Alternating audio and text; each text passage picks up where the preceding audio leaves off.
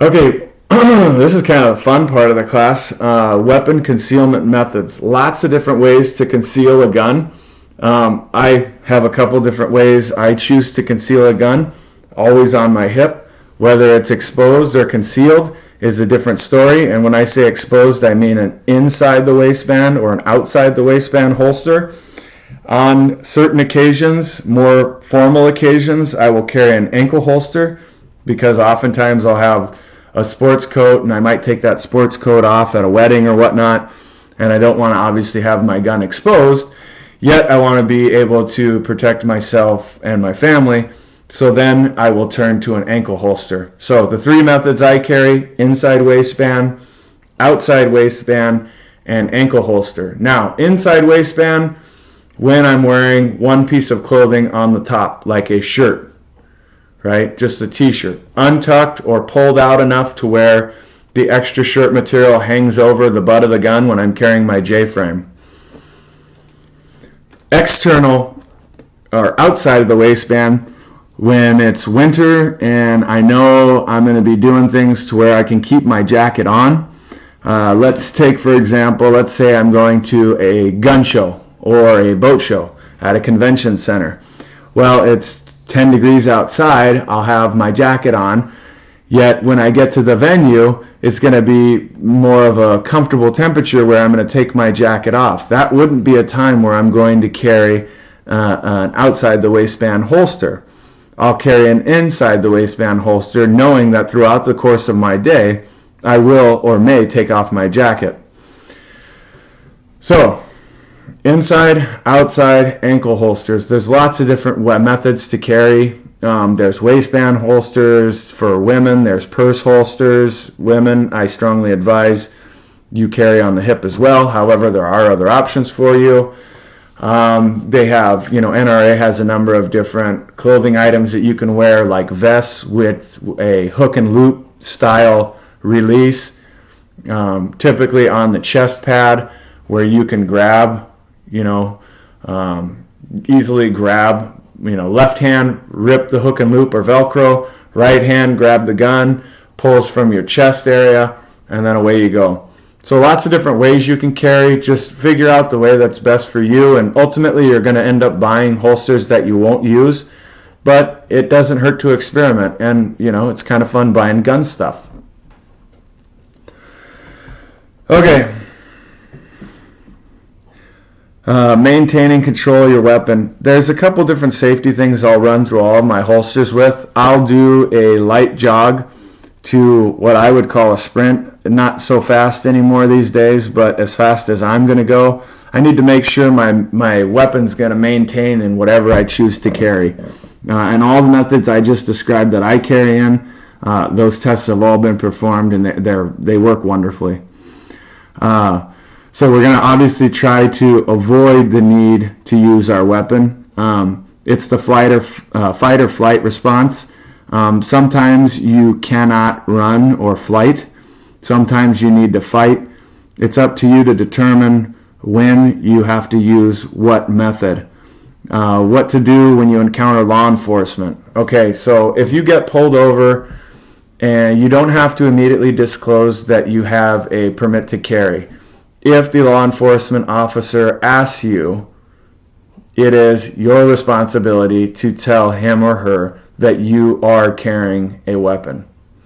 Keep your hands easily visible to the officer, and everything should roll smoothly. Remember, once taken this course and you apply at the sheriff's office, you are now legal to carry. Right? It's a permit to carry. It is a right. They can't take it away unless you do something wrong or do something to get that right taken away. So you are not breaking the law when you carry a gun unless you break some of the rules, right? So keep calm, cool, level-headed. Keep your hands in an area where the officer can see them, and everything should be okay.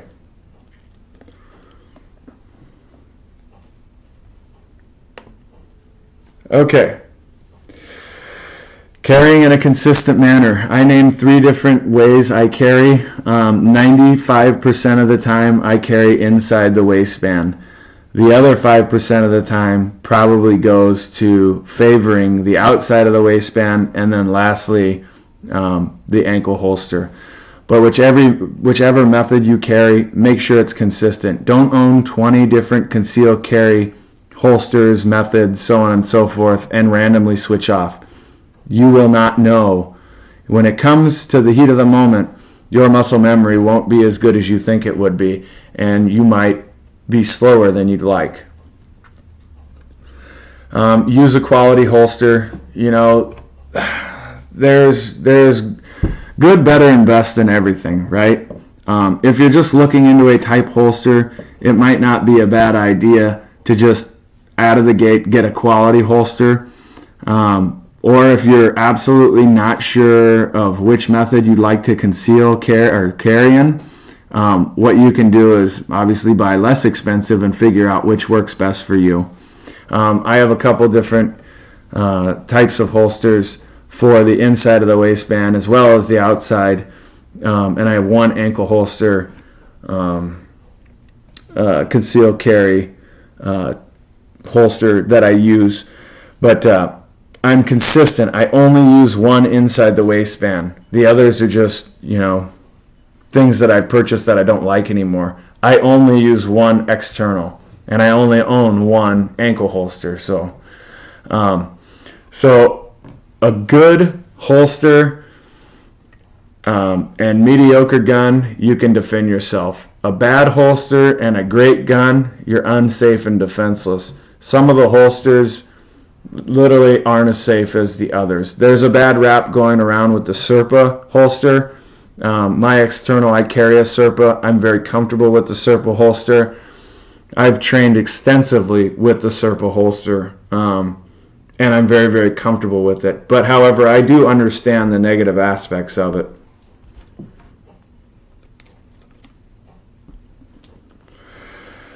Okay, qualities in a holster.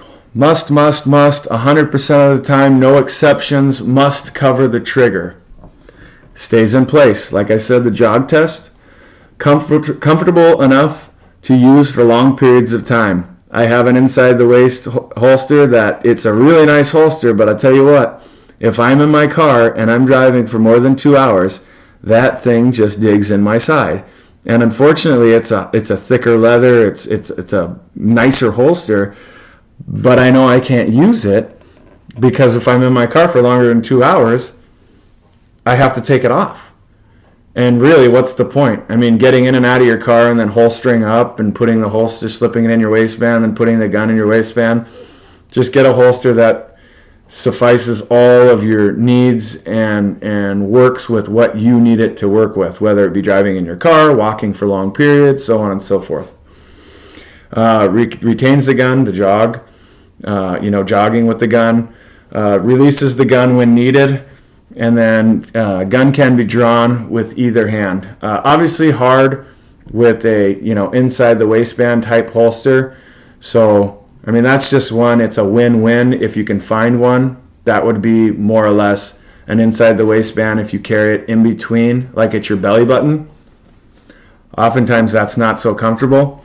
So I would say needs to cover the trigger. Definitely needs to stay in place. It needs to be comfortable.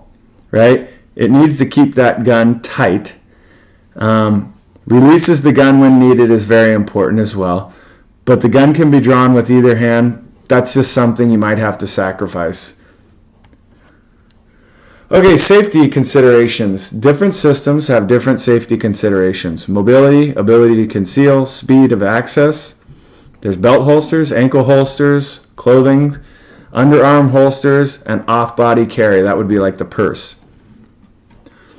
Here's a picture of a few different ones. The waistband holster in the top right, that can be realigned to be in the middle of your belly, so it can be almost an ambidextrous, although the gun's going to be pointed for in this case for a right-handed shooter. Let's say your right hand is occupied, you could work that gun out with the left.